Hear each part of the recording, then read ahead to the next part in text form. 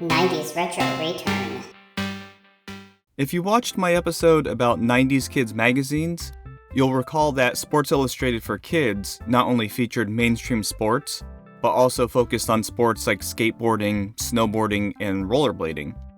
Skateboarding and BMX biking subcultures were rejecting the corniness of the mainstream 80s, and companies realized that it could be a marketing goldmine if they just labeled them as extreme sports.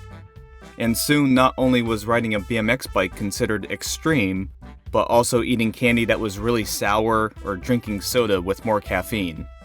These were all really extreme and only for the gnarliest of dudes and dudettes. The cable television network ESPN wanted to appeal to a younger active audience, which at the time were Generation X and millennials. And these generations didn't care about traditional advertising enough, so they needed to find a better way to utilize their advertising dollars.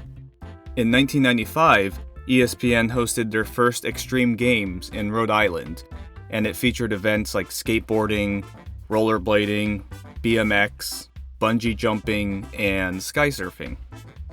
Because as we all know, nothing screams counterculture more than commercials for Mountain Dew, Taco Bell, and Nike. In 1996, they changed the name of the Extreme Games to the X Games because they thought it had better branding potential and could reach a broader international audience.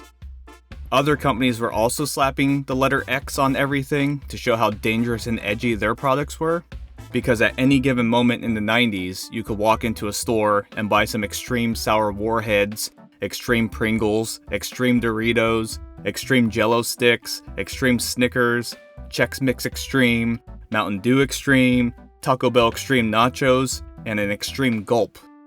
If you got sweaty from doing extreme sports, you could also wear Right Guard Extreme, and then take a break by watching the Extreme Ghostbusters or Extreme Championship Wrestling. If you were younger in the 90s, you may have been playing with your G.I. Joe Extreme action figures, or your Bop It Extreme, or even a Barbie Extreme 360 doll. Even as a teenager in the 90s who fell into the world of aggressive inline skating, I remember thinking all the stuff that was labeled extreme was just really over the top and stupid. I failed to see the connection between jumping out of an airplane to windsurf and eating spicy Chex Mix. But there was a chance I was just too lame to understand it. Depending how old you are, you may remember things still being extreme well into the early 2000s. The marketing ploy didn't start dying out until around 2008 when the financial crisis in America hit, and they began shifting toward a minimalistic aesthetic and away from the extreme aesthetic. Do you have fond memories of consuming all of the extreme branded products of the 90s, or were you kinda glad when it started to die out? Comment below and let me know, and subscribe to the channel if you want to see more videos where I return to 90s retro pop culture.